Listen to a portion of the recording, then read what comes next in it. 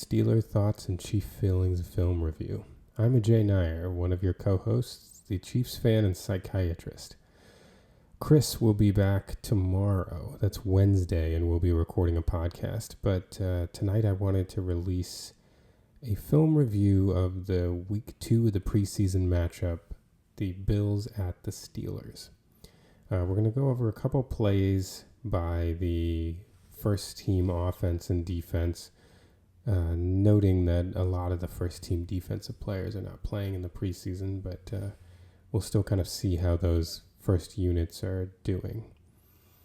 I think we kind of, when reflecting on the game, it's one of those games where the offense really struggled. I think it made a lot of news. Stephen A. Smith was talking about how he thinks the Steelers are going to be last in the division now. So we'll look at some of those offensive plays, why certain plays may not have worked. And we have a couple defensive plays to look at too. Generally, things went a lot better on the defensive end for the Steelers, but we'll get into it.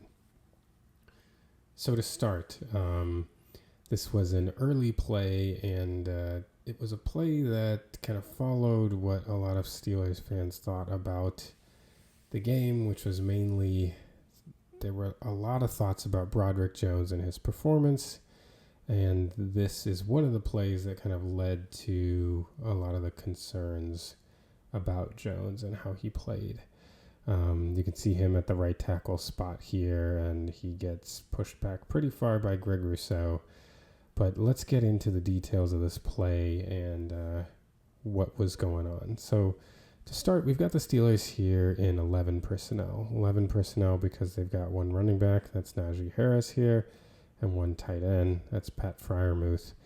And with one running back and one tight end, that means you have 3 wide receivers because you have to have 5 eligible receivers. So 3 wideouts, 1 running back, 1 wide receiver. And so I think there was a little bit of question when you heard people talk about this play about what the play was. Some people referred to it as a screenplay, which I really would not. If you look what's happening here, I think the reason why they refer to it as a screenplay is that you got Najee Harris kind of coming out of the backfield and Wilson trying to get him a throw. So what would happen typically in a screenplay? What happens from the receivers kind of is what they would do in a screen. If you notice, the receivers are kind of clearing out. All these guys are kind of getting upfield and bringing the Bills are playing a zone here, and so the receivers clearing out are dropping back that zone. See, they've got 2 high safeties. We got a guy here and a guy here. And look how far back they get the linebackers because all of these receivers are clearing out. So that's actually something you would see on a screenplay. So why am I saying this isn't a screen to me? Usually what a screenplay entails is you're trying to get offensive linemen on the move to block for a player that the screen is being thrown to. And let's look at the Steelers' offensive line. Like, you're not seeing anybody come like release here. We know that Najee Harris he's kind of staying into block and he's going to leak out late, but you're not seeing that kind of release from offensive linemen to kind of come out and protect for him. Why is that important? Well, in a screen, a lot of times the offensive lineman's goal is to not like manhandle their man at the point of attack. So I think some people were thinking that about Broderick Jones. Had this been a screen, the goal is to kind of engage your man and then get out. And so the question was, well, was Broderick Jones kind of letting Rousseau kind of come past and then trying to get out? It doesn't really seem that that's the case. All of the Steelers linemen are blocking their men. I think what the goal of this play really is it's what I would term a swing pass. The Steelers are going to clear out the zone by getting everybody going upfield. You drop the linebackers back, and suddenly there's a wide gap here. So if Najee Harris leaks out late, then he's got some room to run here. Now, he doesn't have the convoy that, would be a bunch of blockers out here that you'd see in a screen, but still, like, look how far back the linebackers are. You've got some room to run. So this play looks like it's that the offensive line is doing a normal protection. Najee Harris is staying back as if to protect, and then he's leaking out late, and they're taking advantage of the fact that the wide receivers and Freiermuth have cleared out the linebackers to create space, and then Wilson can dump this off to Najee Harris. But the problem is that Broderick Jones gets beaten so badly on this play by Rousseau with his power move that he gets pushed right back into Russell Wilson's lap. Wilson's not able to get that leak out pass to Najee Harris, and the entire play is blown up. You can see it a little better from this view. Look at the linemen. These are not guys that look like they're trying to just push a guy off and release. They're playing a pass protection here. And let's focus a little bit on Broderick Jones, as he's the kind of man of the hour as far as his performance in this game. Broderick Jones gets out. Look at, his release off the snap is really good, He gets off the snap quickly. He gets into position. He's out wide. And he doesn't really, he's not the person that engages, not pretending to be an offensive line expert here, but, in order to gain leverage on your opponent, you want to be the one that's kind of dictating play. Broderick Jones gets out there, and Rousseau does all the dictating. Completely gets under his pads, moves him out of the way, and gets to Russell Wilson blowing up the play. There have been a lot of rumors. Broderick Jones is not somebody who my understanding is known for not having power. So then the question is, why is he getting blown off? Well, I think part of it is Rousseau initiates contact and gets leverage. But then the question is, why isn't Jones initiating contact? I don't think it's a lack of understanding. Then you start wondering, is he hurt? Maybe he's hesitant for some other reason. I'm not sure, but he's a big, strong man and not the kind of man you expect to be pushed off his spot and just power rushed by Rousseau like this, who's a good defensive end, but is far from an all-pro. So, yeah, it makes you wonder. Maybe something more is going on with Broderick Jones than we know. Right. So this is the next play to review, and those of you that follow us over on Twitter, or I guess X, at STCF715, will see that I posted the broadcast view of this play a couple days ago, talking about what I felt was going on, and we can let it run real quick here. I was pretty critical of Russell Wilson. So what we've got going on here is, here the Steelers are actually in 21 personnel. 21 meaning that there are 2 running backs. That's the first digit. That's a nice 2 I drew there. But there are 2 running backs and 1 tight end, which is what gets you 21. Then since that comes up with 3 people and there are 5 eligible receivers, that means you have 2 wide receivers. 1 right here, 2 right here. So 21 personnel means 2 running backs, 1 tight end, 2 wide receivers. And the Bills are going to have a pretty aggressive blitz here. So they've got their 4 rushers, 1, 2, 3, 4. They're going to rush this linebacker, and late you'll see the safety kind of creep up to the line and blitz. And I think what frustrated me about this play is the Steelers are running a couple long developing routes. And that's not really what you want to see when you're defending the blitz. When you know that your quarterback's going to be pressed for time.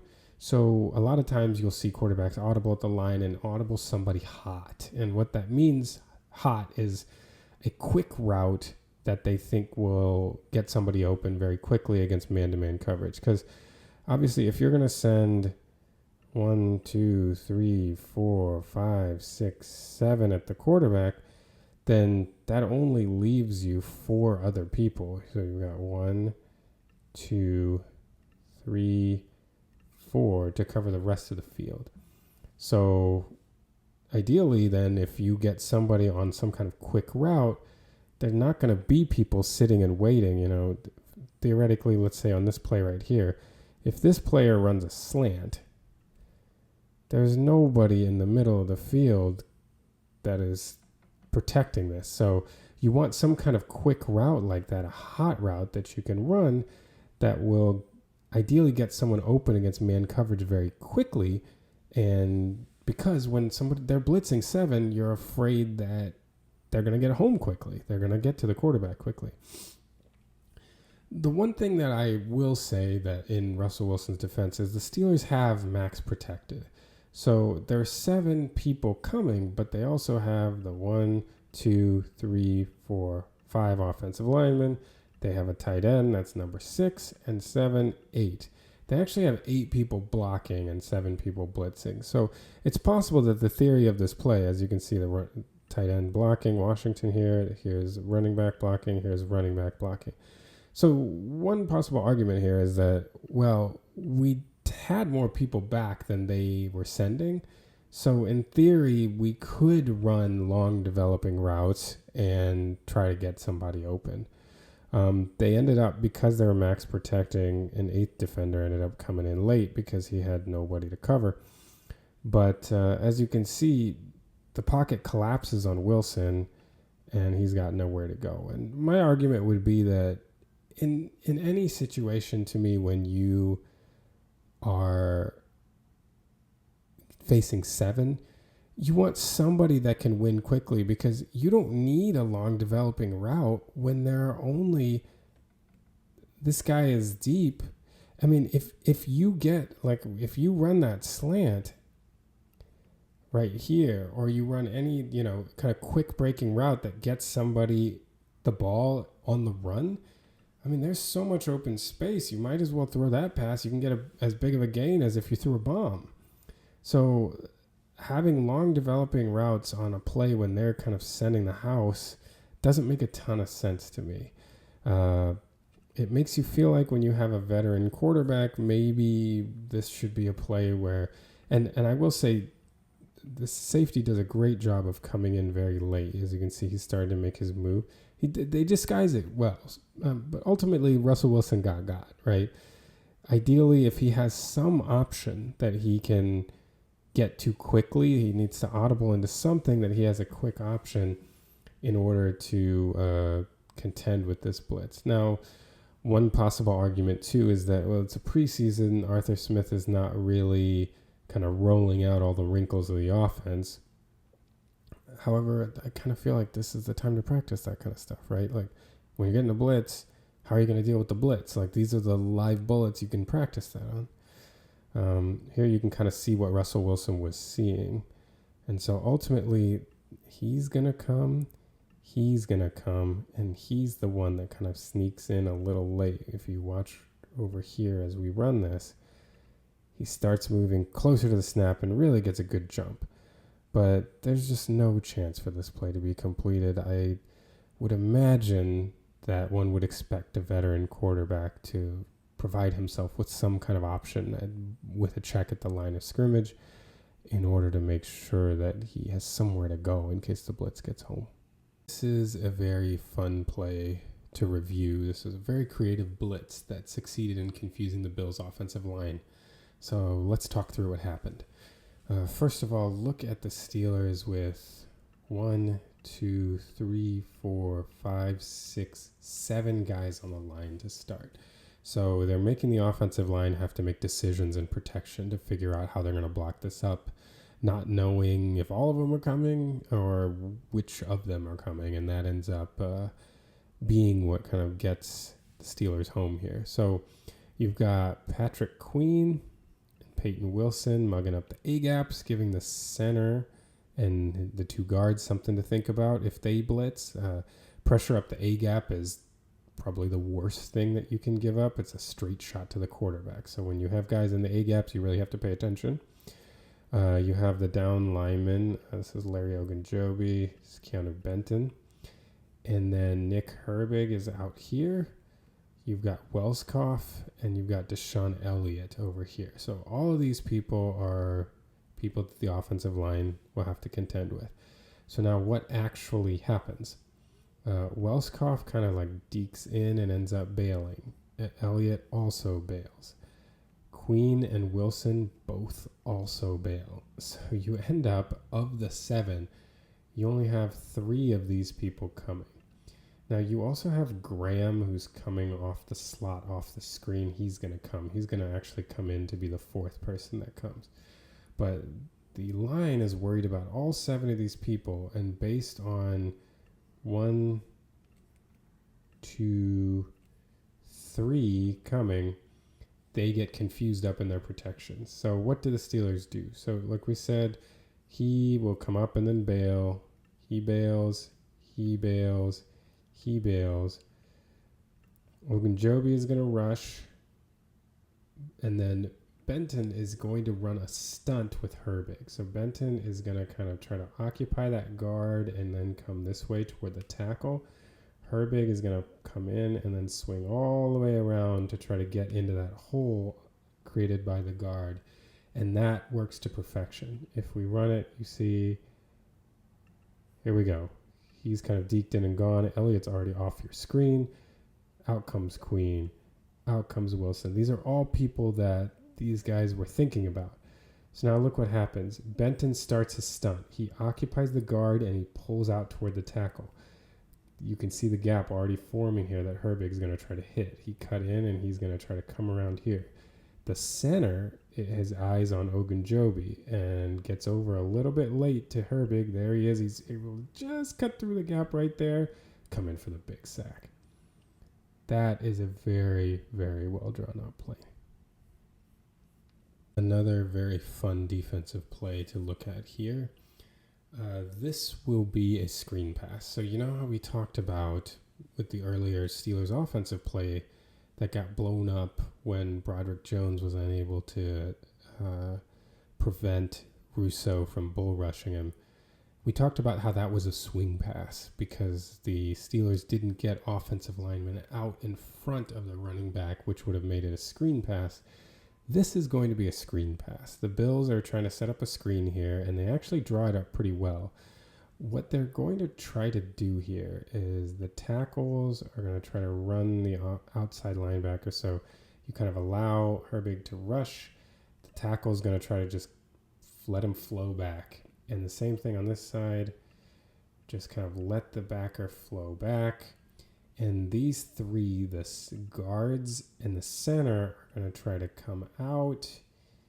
And the running back is going to leak out behind them and try to have a convoy to go forward. And it all works pretty well except for one man blowing it up, and that is Montravius Adams here. So he's the guy that we want to watch. So as we were saying, here they get set up. Boom. Okay, so you can already see the tackle here is going to try to let Herbig go. Again, you got the tackle here letting the outside linebacker go. Watch the interior lineman. This is what you see when you have a screen. They kind of run some basic interference, and then look, 1, 2, 3. They're all trying to get out here, get out and start to form a wall. Here's James Cook, the running back, who's releasing, and Trubisky's already ready to throw this pass. So here, outside linebackers both out of the picture. They're washed out. But if we go back a little bit, watch what happens to Montravius Adams. So he's the one right here engaged with the right guard. He sees what's happening. So the right guard's trying to let him through. You see what happened over here with the left guard. Look at the left guard. He was able to get his man 98, and my apologies, I forget who 98 is, being the Chiefs fan, not the Steelers fan. He lets 98 in, and that's exactly what you want, you know. Now, he's completely out of the picture. This was the goal that the right guard had with Montravius Adams, but Adams sees James Cook leaking out, and he's smart. He realized, oh, they're setting up a screen, so he disengages and just starts following James Cook out here.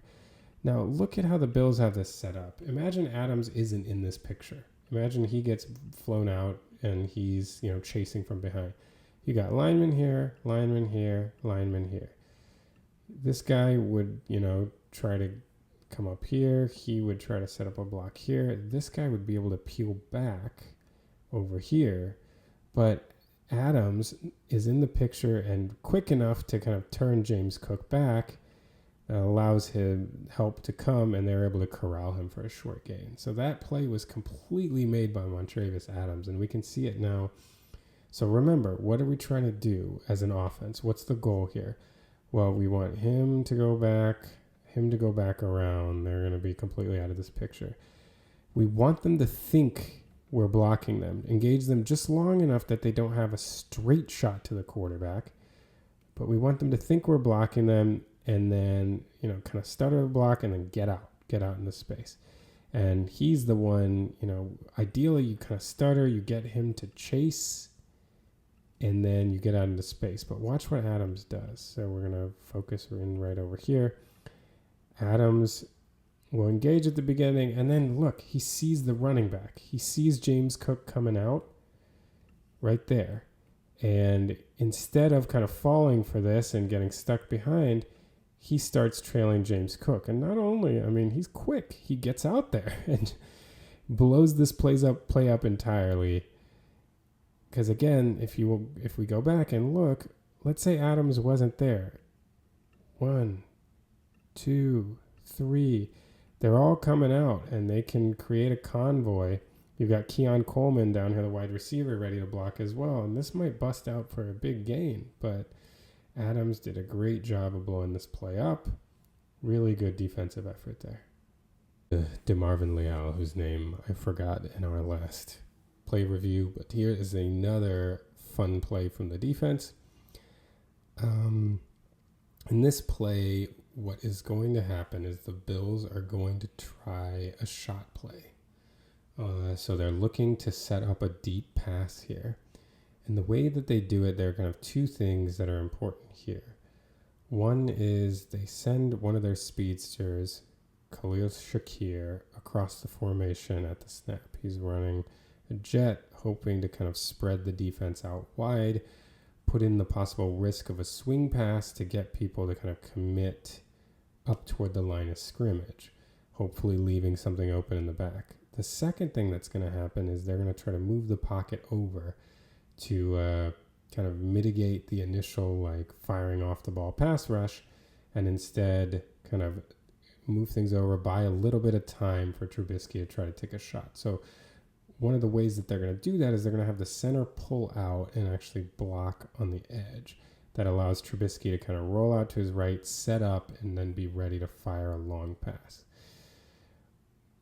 Here you can see the center kind of coming out and getting ready. You see Shakir coming over, hopefully to build the threat that maybe Trubisky is just dumping this off here to try to keep linebackers and, the corners are off the screen, but keep them in their tracks rather than waiting. Trubisky sets up to get ready for a long pass. A couple things went wrong here. One is that the Steelers actually defended pretty well downfield. The intermediate area was left pretty well open because the linebackers had kind of committed up front, and the secondary, seeing the routes kind of go deep, really dropped back. So theoretically, there was space in the middle of the field, but the Bills had really deep routes set up. The other problem that happened was Larry Ogunjobi. Larry Ogunjobi, right here, was simply too quick for, once the center pulled, this right guard is going to try to bring that into that vacated space and get Ogunjobi. Well, Ogunjobi, once the center vacates a space, starts coming around, and he's just too quick. He gets to the spot before the guard, so the guard isn't able to get his full body in front of him. He gets outside. If you look, where his hip is, the guard's only able to get about half a body, one shoulder in front of him, and Ogunjobi's too strong for that. You're not going to block him like that. So he gets around and completely blows this play up. If we watch it again, look at the center again is going to come around. The guard is going to try to fix, and look how Ogunjobi right here just beats the guard to the spot. Boom. I'm around. You're not strong enough to block me with just half of your body. This guard would ideally be a little bit over here so he can get his full body in front of him. He's not able to. Ogunjobi's too strong for that. Gets around. Not able to make the sack, but he blows up the play enough to allow Herbig and then finally Benton to clean it all up. This may be my favorite play of the film review. This is a very, very cool blocking setup, and it is executed to perfection. The offensive line looks really, really good on this play. We'll kind of have to break it down in levels here. And I think we'll start with looking at... So a couple things are going to happen here. First, Dan Moore over here, the left tackle, and Zach Frazier, the center, are going to try to get to the second level. Zach Frazier executes a particularly complicated block, so we'll kind of get to that. But if you look, Dan Moore comes off. He's going straight for linebackers. Zach Frazier kind of is coming, but also kind of clips Ed Oliver, the standout defensive tackle for the Bills, which I think is extremely useful there. So you see them kind of coming out. Isaac Seumalo, the left guard, is going to kind of seal off the defensive end. They let the defensive tackle through on that side. So who am I talking about here? This guy. So let's see. What's their plan for him? He is Isaac Seumalo, the left guard, is going to go get him because the left tackle is coming out, right?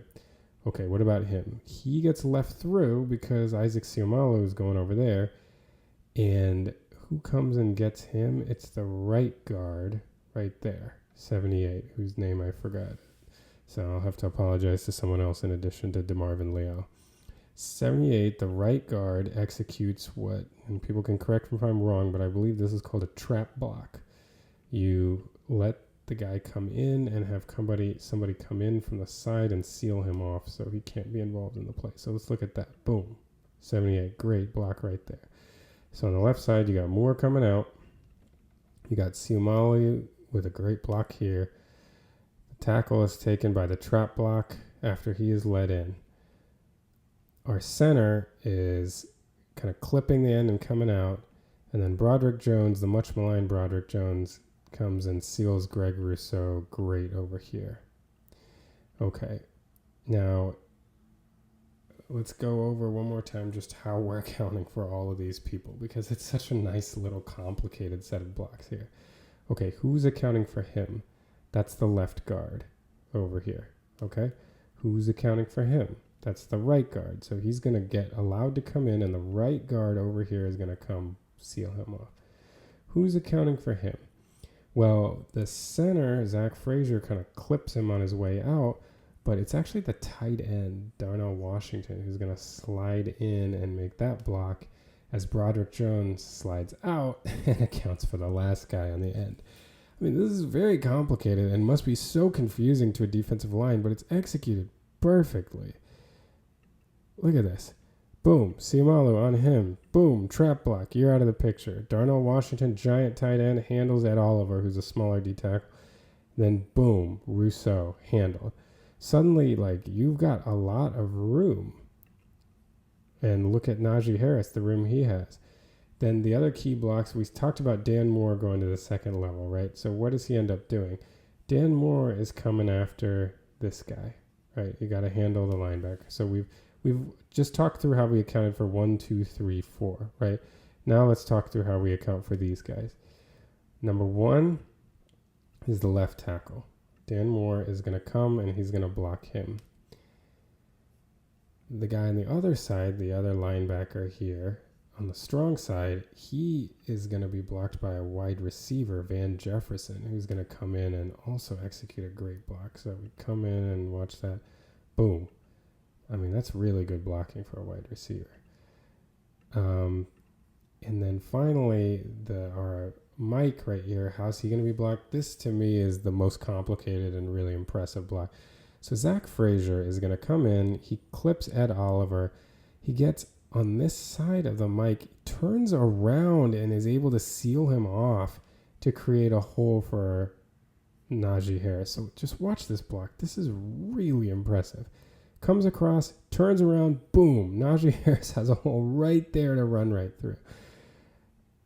I mean, this is blocked up so well. I just want to go through it again because this is so cool.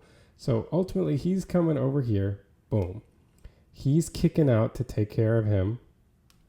He's going to be allowed in, but the guard right here is going to take care of him. He is going to be taken care of by a tight end who swings around and comes in, and then the tackle here kicks out to handle him. He gets handled by the left tackle that comes out. Our center, after clipping him, is going to get wheeled all the way around. I mean, so athletic, and then block him back this way, and our wide receiver is going to come in and block here. And look at the result. Everybody's blocked up. Najee Harris with a nice hole, like boom. We're going to be able to come right through here. Everybody blocked up. What a hole. And unfortunately for Najee, as well as Van Jefferson blocked, his man was just able to ankle tackle him. Otherwise, you wonder if he was able to hit this hole like really at full speed. Would he have been able to get himself here if this safety doesn't take a great angle? Who knows? That really could have been something. But oh my goodness, the blocking was fantastic. Let's look at it again. So I think you can really appreciate the complexity from this angle. So here, boom. He's going to block him. He's coming out to block him. He is going to clip this guy, come all the way around and block him. He is going to wheel back and block this guy as he comes in. He's going to kick out and block him. He's going to come in and block him. Unbelievable. And look how seamlessly it is done. See, boom, boom, our lineman. Look at Zach Frazier. We're talking about clipping Ed Oliver. That was very useful. Because look at Ed Oliver kind of seeing the action here, getting clipped. He doesn't even seem like he sees Washington coming to lay a block on him right there. And then look at Frazier. Let's just follow Zach Frazier for a second. I know I'm really loving this, but my gosh. So look at him, 54 right here. He's coming out, boom, right there. Then look at him swing around and then seal off this side of the linebacker. Oh, unbelievable. Really, really impressive blocking. Kind of let it run one more time. And look at the complexity and how they're able to get that done. Really well blocked up play. This is another one of those plays that has me a little bit concerned. And I'll tell you why. It's that, when we're looking at Russell Wilson and Justin Fields, the real advantage of having a quarterback like Russell Wilson's, he's a veteran. He's been there. He's seen things. And honestly, one of my assumptions was that Russell Wilson would be far better pre-snap, far better at making sure he got the team in the right play. We talked about that play earlier where the Bills sent 7 and the Steelers had 2 receivers out on long developing routes and Wilson got sacked. And, I agree that they had max protection, so maybe that was his plan. And unfortunately, the plan didn't work on that play, and that's possible. But this is another one of those plays where it just doesn't feel like they're in the right play. And if your veteran quarterback isn't doing that, then what's the point of playing the veteran? So let's look at what's going on here. The Steelers are in what looks like, I can't tell if that is Freiermuth or not, but they clearly have Washington here, so that's one tight end. This actually might be 10 personnel, unless, Patterson could be kind of considered a running back, so maybe you'll say this is 11 personnel, one tight end and one running back, or 10 personnel, that would be 0-1, no running backs and one tight end. But I would really consider this 11 personnel. Cordero Patterson has functionally kind of been a running back for much of his career. And so they've got 3 receivers out here. They've got Patterson running the sweep around, and this play is clearly designed to get the ball out to him on the sweep. And why is this problematic for me? Well, what are the Bills doing on defense? They've got 2 safeties back. They've got a cover 2 look. And then the question is now, is this cover 2 man, or are they playing a cover 2 zone more like a Tampa 2? Well, as Patterson comes across, nobody's running with him, which really leads your suspicion to this being a zone play. Why that's important is the whole point or the major benefit of running a jet motion is that then you ideally have a linebacker or, a safety, maybe a slot corner that's trailing the jet motion guy. And if you have a fast guy, he might be coming a little slower. Then if you have players that are covered man to man, you can run some routes to get these guys out of the area where this guy is going. And since the defenders are in man, the defenders are going to follow out of the area. So, you get these defenders coming out of the area. This guy's trying to trail. And so ideally you can get him the ball with a head start and fewer defenders, or at least people with their backs turned, and you might be able to get a decent gain. That's the basic theory of a jet sweep. Obviously, there are lots of wrinkles and complications. But the Bills are playing a zone, so nobody's running with him. Everybody has eyes on the backfield. Look, they're all just looking into the backfield. Nobody's turning and running with these people to vacate the area. So the receivers are running these routes, and the defenders are all just keying on the quarterback. They see the swing pass. They're right there to make the tackle. Like, against a zone defense, especially a defense where a defender clearly has a flat responsibility, and that's their slot corner, the all-pro Taron Johnson, he clearly has the responsibility in the slot over there. And that seems to be the adjustment that the Bills made. If you notice where they're set up with Patterson over here, as Patterson moves, this linebacker shifts a little bit. And so they're kind of overloaded on this side, which allows Taron Johnson to kind of cover the flat, which it looks like he's doing here as they come over. Look at him. He's looking in the flat the entire time.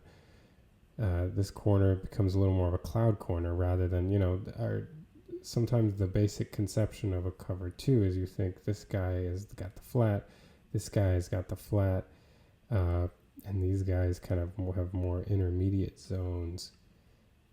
And he comes out, and he comes out. Well, in this situation, after they've rotated, if you see what's happening, clearly, he is a cloud corner. He's a cloud corner. These guys have come out. These guys are doing your normal cover two thing. And Taron Johnson has his eyes in the flat the whole way as we have a guy with a jet sweep. So he's just sitting and waiting for this play. I mean, this is not the right play to run against this coverage. And again, that's, I thought, why you have a veteran quarterback. Again, if you watch it, you can see the checks they're making. You see as Patterson comes across, we've got some linebacker communication. He's shifting. He's telling him to shift. And as they swing out, everybody's already there. They have eyes on the backfield. They're playing zone. So, again, this is not the play to run against this defense. Now, again, like the previous play we talked about, maybe it's just that this is the preseason. We want to run our plays. We want to get our timing. We don't really care. We're not going to adjust to the defense's coverage. I think that's more possible on this play than on the prior play. Like maybe, they just want to throw a couple jet sweeps so that Wilson and Cordell Patterson kind of get a feel of the timing. And if that's the case, then that's okay. And maybe that's the case, But if we're seeing stuff like this in the regular season, I don't see the point in playing Russell Wilson unless he's really looking better than he has the last couple of years, because you want your veteran quarterback to be getting you in the right play. I feel like that's half the battle. And if he's not doing that, then it kind of increases the arguments for giving the young guy a shot. Well, differently from some of the other clips that I've talked about in the offense, this was not so much a play about being in the wrong play as a play that just wasn't quite executed, even though it was drawn out pretty well. So the Steelers are going to run a screen here, and just to hammer in a point that we've been talking about this whole video, and the difference between a screen and just running a swing to the running back is that you kind of get that convoy of linemen out in front of you. So what the Steelers are going to do is actually somewhat similar to what the Bills tried to do on the screen we saw earlier. The tackle Dan Moore is going to kind of let his guy come in. Broderick Jones is going to get bull rushed by Greg Rousseau. This time you can let's watch Broderick here. I mean, this time one can make more of the argument that he's kind of allowing that to happen a little bit because, as we talked about, the tackles, you can see with Dan Moore up here too, the tackles kind of want their guy to get upfield a little bit. I would argue that I don't think that Broderick wanted Rousseau to get this far upfield this fast. I mean, if you look at him here, he almost disrupts the play. Like, he almost gets Broderick right back into Russell Wilson. Pretty sure that was not the goal. But clearly, Jaylen Warren, if you look at Warren right here, he is leaking out in between, so clearly Broderick was supposed to at least create this gap for Jaylen Warren to come through, but I doubt they wanted him this far back. In any case, he was letting Rousseau in, and it worked, And look at how so then the people that are going to be the convoy are Zach Frazier, Isaac Seumalo, and James Daniels. My apologies for forgetting his name on one of our previous clips. The right guard is James Daniels. So if you notice, they will engage their people and get out. And there wasn't a situation like we saw with Montavious Adams with the Steelers where someone was able to just come out and blow up the play. The kind of opportunity would have been like over here to see the leaking running back. He may have, but he just wasn't quick enough to get out there. So now as the ball's getting to Warren, look at what we've got here. We've got man on a man. Seumalo is here. And we got Daniels here engaged. So this looks like it can break really well. But unfortunately, Daniels is just not quite able to fully engage his man. Even though he's here, he got there, his block is able to be shedded and the play is blown up. Isaac Seumalo also wasn't quite able to keep up with his man either, so he would have caused a problem, but at least they would have had a little more of a gain here. We're talking, so the ball was snapped at the 36. If Warren's able to get past, at least maybe they get 3 or 4 yards, but this was just an execution error, because as you see, even though Broderick gets pushed back, they get their convoy out, but they're just not able to hold their blocks. Because right here, things are looking great. Right there, right there, right there. Things are looking great. He's got the ball. In theory, if you could set this up, there's really a long way to go here. If these guys actually get blocked up, the next guy to make a play is a steep safety. So our linemen were just not quite able to make the plays in space they needed to make this play run as it was supposed to. I do want to shout out Zach Frazier again. This guy looks like he's really good. Let's watch him on this play. So Zach Frazier comes out, kind of engages 92 long enough, So remember I was talking about how 92 had a chance maybe to see Warren leaking out. Maybe the credit should really go to Zach Frazier here, because look, he's still engaged with 92 is engaged with Zach Frazier right here. And that might be the reason why 92 wasn't able to get out there quickly enough. But then look at Frazier again. He swings around and he blocks him again. I mean, this guy is so agile and so athletic. That is really impressive. Let's look at Frazier again. I'm just so interested in what he's able to do. He comes over and he's going to double team right here. Nice double team right there. And as he lets Daniels come off to get going, he engages 92 just long enough that Warren can sneak out. And then he also has to go make his move, but then he's able to get to the other side and block him one more time. That's really athletic. That's very difficult to do. But let's not solely focus on Frazier as much as I am enjoying doing that. and see, this is what we're talking about. Look, everything, first of all, the idea that Broderick probably wasn't supposed to be this deep. Like, look how close he's getting to Wilson, and Wilson's able to get it off. But now Wilson has the ball off. Look, engaged. Siumalu, in theory, can get there. Frazier is about to seal this off. This could be off and running, but unfortunately they're not able to hold their blocks, and they couldn't execute out in space like you would need to make that play work. In this film review with another play where we're going to look at Broderick Jones, another rough snap that he had at the right tackle position, dealing with Greg Rousseau's power. We can run it here. He gets out there. The thing is, he is where he needs to be. His feet are precisely what you want from him. He's ready to engage, and then just gets absolutely thrown off. I mean, look, right up until here, we're perfect.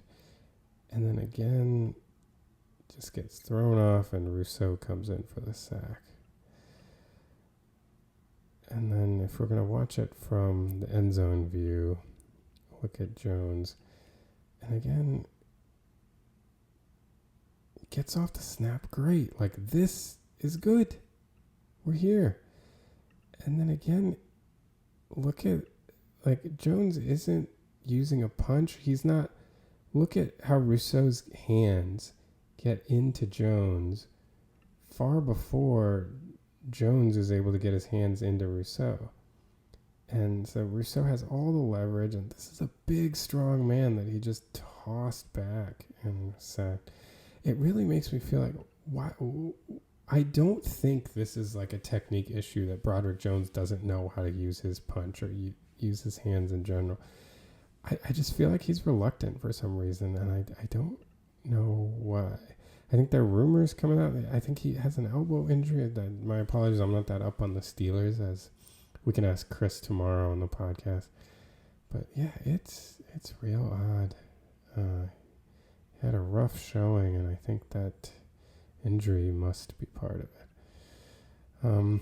All right, well, that's it for the film review of the Bills-Steelers preseason Week 2 game.